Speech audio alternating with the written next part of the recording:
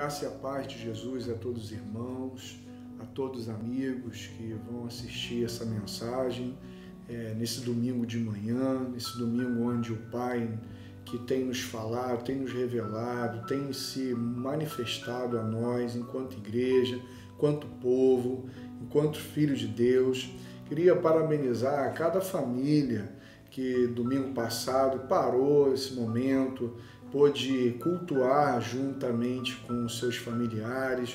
O pessoal colocou lá no grupo da igreja as fotos fazendo esse momento. Que alegria, que prazer mesmo, que tempo bom, que tempo muito alegre, porque embora não estejamos fisicamente perto, nós estamos sendo regidos pelo mesmo Espírito, estamos sendo regidos pela mesma forma de pensar, pela mesma maneira de pensar, e isso tudo é muito louvável, isso tudo é muito bom.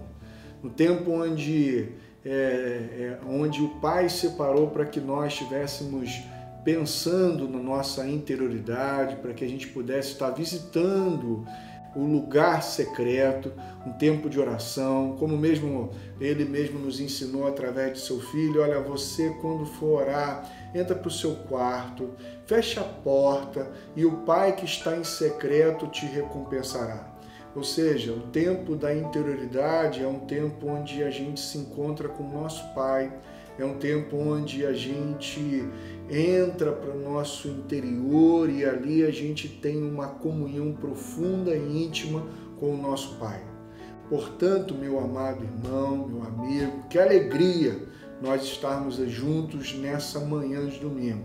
Queria partilhar a palavra de Deus que se encontra em Efésios, que é o texto que a gente tem meditado durante esse ano, é o texto que Deus tem nos dado, essa carta o Senhor nos direcionou para que estivéssemos durante todo esse ano nos debruçando sobre ela, estudando, meditando naquilo que o Senhor tem para falar para nós através do seu Evangelho. A palavra de Deus, a partir de Efésios capítulo 1, no verso 4 em diante, diz assim: porque Deus nos escolheu nele antes da fundação do mundo, para sermos santos e irrepreensíveis em sua presença. A palavra de Deus fala que há uma escolha. A palavra de Deus diz que houve uma decisão de Deus, teve uma escolha de Deus. Deus nos escolheu dentre toda a criação, dentre tudo que Deus havia criado, entre os seres celestes, entre os astros do céu, entre todas as criaturas terrestres. Deus decidiu, Deus escolheu o ser humano para ser santo e irrepreensível em sua presença. E em amor, ele nos predestinou. O apóstolo Paulo fala de um destino. O apóstolo Paulo fala de um propósito. O apóstolo Paulo fala de um desígnio, do porquê fomos criados, do porquê Deus nos colocou aqui nesse mundo, do porquê estamos aqui e qual é o nosso papel nesse mundo todo em que nós vivemos. O texto diz que ele nos escolheu antes da fundação do mundo para sermos santos e irrepreensíveis em sua presença. Há um propósito, e esse propósito é a santidade, como a gente falou no domingo passado. E em amor nós fomos predestinados. Destinados a quê? A sermos filhos em adoção. É interessante, meus amados irmãos, que a palavra adoção aqui na Escritura Sagrada não tem a mesma conotação que nós temos quando adotamos alguém. Por exemplo, quando adotamos, embora os nossos sentimentos possam ser de pai, possam ser de mãe, quando adotamos, embora todo nosso espírito esteja voltado ali para ver naquela criança um filho para nós, mas ainda assim o seu DNA não recebe uma transformação, ou seja, aquela criança continua recebendo uma carga genética dos seus ancestrais genéticos. No entanto, quando a palavra de Deus diz que o Senhor nos adotou como filhos, é bem diferente, porque o texto vai dizer que ele nos fez filhos. E esse nos fazer filhos significa que ele transmitiu para nós o seu DNA. Há uma natureza divina operando em nós. Há uma natureza divina trabalhando, impulsionando e nos impelindo para o nosso chamado, para a nossa vocação, para o cumprimento do propósito de Deus, que é que sejamos os seus filhos semelhantes ao primogênito. Ou seja, o texto vai falar que por meio de Jesus Cristo, conforme o seu bom propósito, conforme tudo aquilo que havia sido estabelecido, Deus nos escolheu, Deus nos tornou seus filhos por adoção. Temos o mesmo DNA, temos a mesma natureza, temos o mesmo Espírito que atuou em Jesus de Nazaré. Esse mesmo Espírito também atua na igreja, na vida dos seus filhos, de acordo com o seu bom propósito. E isso é tão maravilhoso, irmãos, porque às vezes a gente esquece como tudo começou. Às vezes a gente esquece que quando Deus começou a formar tudo aquilo que ele havia sido criado, o texto no Gênesis vai dizer para nós o seguinte: no princípio Deus criou os céus e a terra era sem forma e vazia. Parece que Deus começa a criar todas as coisas, e essas coisas que Deus cria, inicialmente é um caos.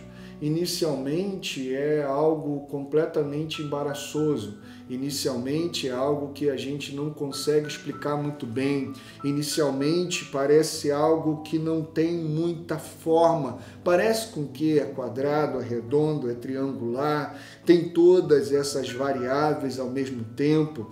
E o texto diz que trevas cobriam a face do abismo. Ou seja, Deus está criando algo que inicialmente nós, se parássemos só aqui, não conseguiríamos compreender, porque quando o homem foi formado, ele já foi formado num estado paradisíaco, mas todo o processo de criação, até na consumação da formação do homem, muitas coisas estão sendo ainda ordenadas, e aquilo tudo que a gente vê inicialmente é caos. A terra era sem forma e vazia, e trevas cobriam a face do abismo, e o Espírito de Deus se movia sobre a face das águas. É muito interessante, irmãos, porque esse texto no hebraico, ele traz uma conotação de que o Espírito de misericórdia, procedente de Deus, soprava sobre a face das águas. Ou seja, não é apenas o Espírito de Deus. O texto hebraico vai dizer que é o Espírito de Deus em misericórdia, o Espírito de misericórdia, que na verdade soprava sobre a face das águas.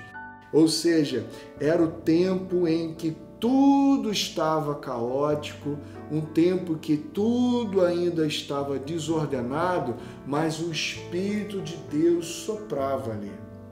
Meu querido irmãos, estamos vivendo onde parece uma total desordem. Estamos vivendo um tempo onde o medo tem se instaurado de forma muito significativa na sociedade e na humanidade. Por exemplo, alguns de nós ficam com medo de contrair a doença. Outros estão com medo de perderem os seus empregos. De uma certa forma, o ser humano, no seu estado de queda, ele se move muito mais como quem está para preservar a sua vida, como quem está para cumprir um propósito. Ele se move muito mais como aquele que está aqui para se autoproteger, ao invés de ser aquele que está aqui para revelar a segurança daquele que o tem nas mãos. Portanto, quando tudo ainda está sendo formado conforme foi criado, nós vemos caos. Nós vemos caos. Mas Deus vai conduzindo todo o processo de criação até chegar lá no ápice da coroa da criação, que somos nós, que somos os seus filhos, que somos aqueles que Ele criou em Cristo Jesus. Portanto, o texto vai dizendo para nós que quando o homem foi formado, ele já foi formado numa condição paradisíaca. No entanto, a sua rebelião, no entanto, a sua forma de ver a vida infantilizada, ou seja, o ser humano quis brincar de ser Deus, o ser humano quis brincar de ser senhor de si mesmo, o ser humano quis ser autônomo em relação a Deus. Esse ser humano cria de novo agora o caos e ele se vê perdido. O ser humano, de certa forma, ele não gosta de caos. O ser humano gosta de controle. O ser humano gosta de ter a vida controlada nas suas mãos. E isso, irmãos, é um absurdo, porque o ser humano não é o dono da vida. Quando ele chegou aqui, quando ele veio ao planeta Terra, quando ele veio a existir, tudo já havia sido criado, tudo já havia sido formado, tudo já havia sido estabelecido. Nós não temos o controle nas mãos, nós não temos o domínio nas mãos, nós fomos criados para a manifestação da glória de Deus, e isso não significa que teremos o domínio nas mãos, isso não significa que as coisas acontecerão ao nosso bel prazer, que as coisas fluirão segundo o nosso desejo, mas embora todas as coisas não fluam segundo o nosso desejo, segundo o nosso querer, nós precisamos lembrar que nós pertencemos a um Deus que é Pai, ou seja, ao Pai de infinita bondade e misericórdia. Nós pertencemos a um Deus de amor que nos adotou como seus filhos, por meio da sua graça, para a manifestação do louvor da sua gloriosa graça, ao qual Ele nos deu esse privilégio gratuitamente no amado, ou seja, quem é o amado do Pai? É Jesus, em quem nós fomos criados, em Jesus. Como é que o Pai Eterno nos olha? Nos olha por meio de Jesus, Ele nos vê por meio de Jesus. Portanto, a mesma medida de amor que estava sobre Jesus, porque nós estamos em Jesus, ou seja, nós estamos em Cristo, essa mesma medida de amor está sobre nós.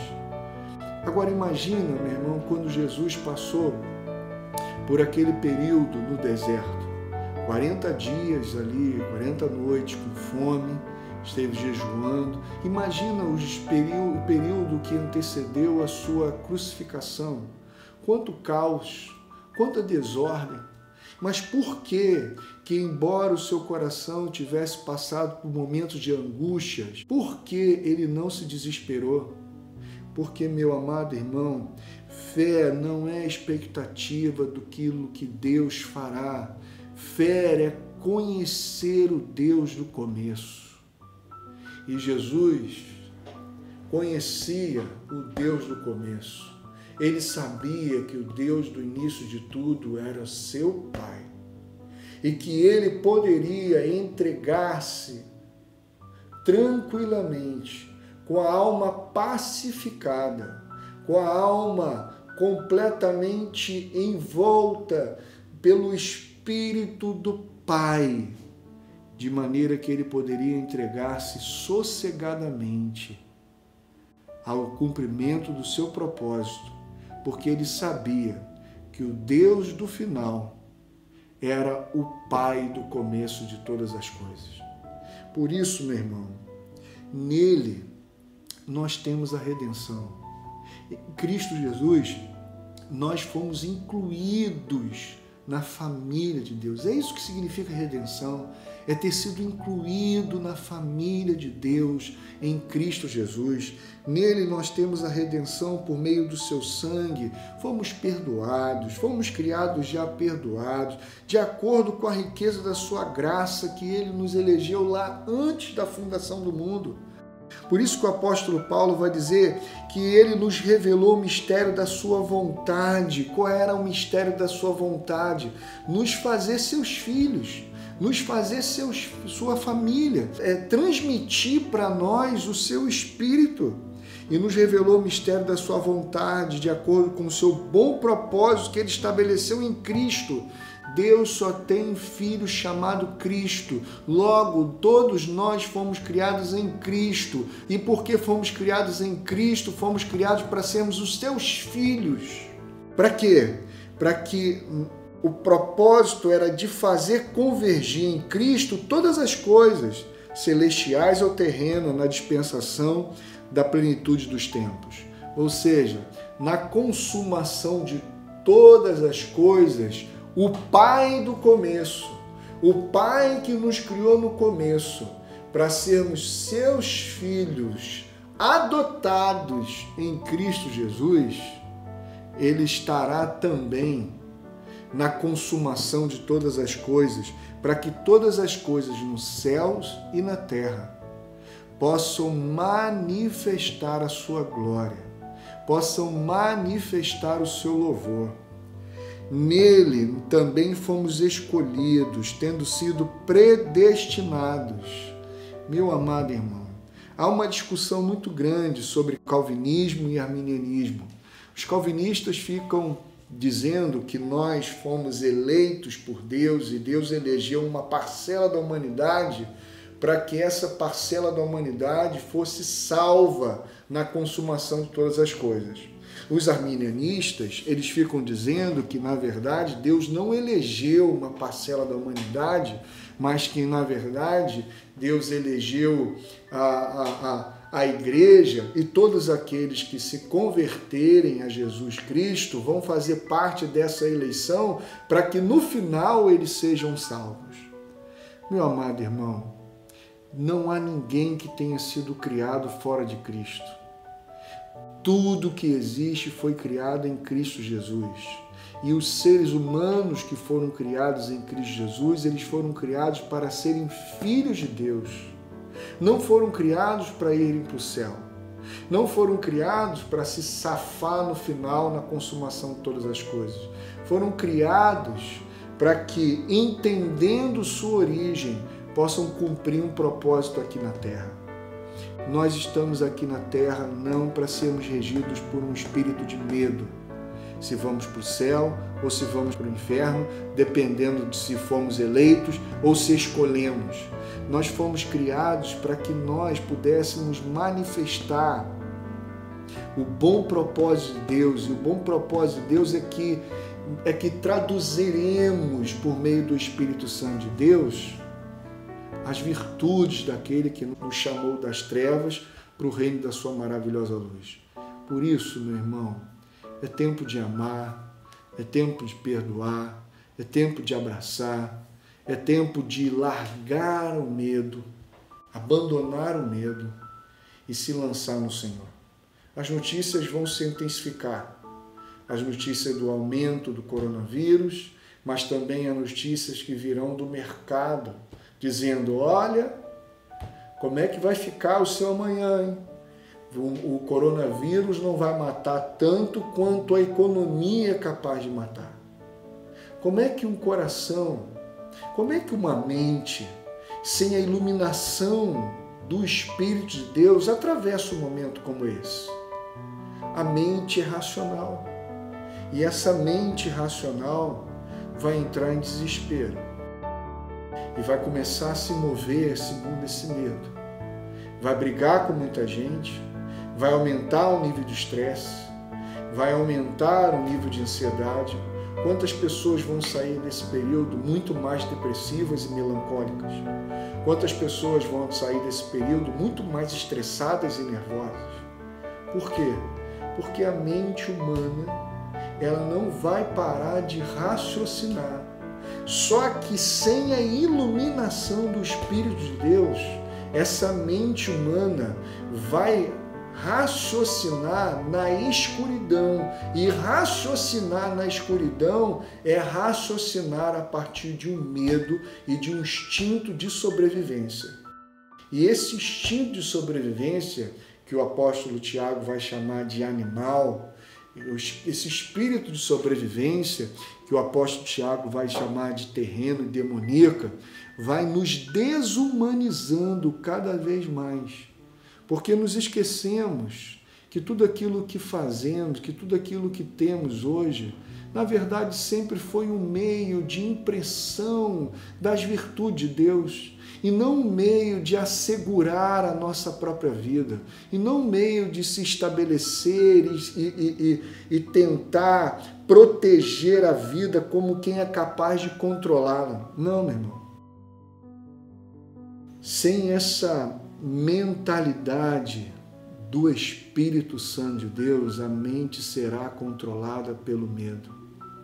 E por isso, o apóstolo Paulo vem nos revelar e trazer à nossa mente que nós pertencemos, desde o início de todas as coisas, a um Pai amoroso de infinita bondade. E que no meio desse caos todo, pode descansar, porque Deus não faz nada para ser reconhecido no seu poder. Porque Deus não vai fazer todas as coisas para que a gente pudesse conhecer quanto Ele é forte, grandão. Ou porque o problema está ficando cada vez mais grave. Não. Deus não vai fazer nada porque nós achamos que é urgente ou que está demorando muito. Deus não vai fazer mais nada porque nós achamos que a coisa está muito grave. Não, irmãos. Deus não faz nada porque é importante ou interessante. Deus faz todas as coisas para revelar o seu amor, para que nós pudéssemos conhecê-lo no seu amor.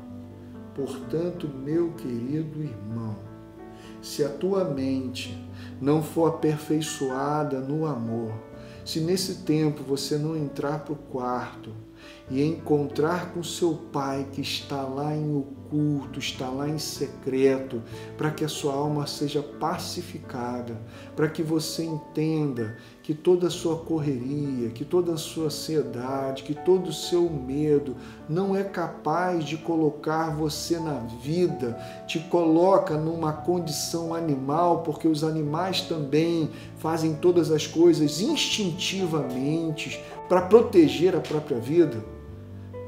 Se a gente não transcender essa condição, ficaremos, irmãos, quase que pior do que os animais. A ponto, irmãos, da gente se devorar, se estressar, brigar, se apavorar, entrar em pânico e, às vezes, matar pessoas, dispensar pessoas. Há um Deus que está no começo de todas as coisas. E todas as coisas foram feitas para que a gente pudesse conhecer esse Pai amoroso que está no início de todas as coisas. Que Deus ilumine você, que o seu domingo seja um domingo de paz, que o seu domingo seja um domingo de luz, que o seu domingo seja um domingo de louvor ao Senhor, em nome de Jesus. Um grande abraço, fica com Deus e tenha um domingo iluminado pela palavra de Deus. Um grande abraço.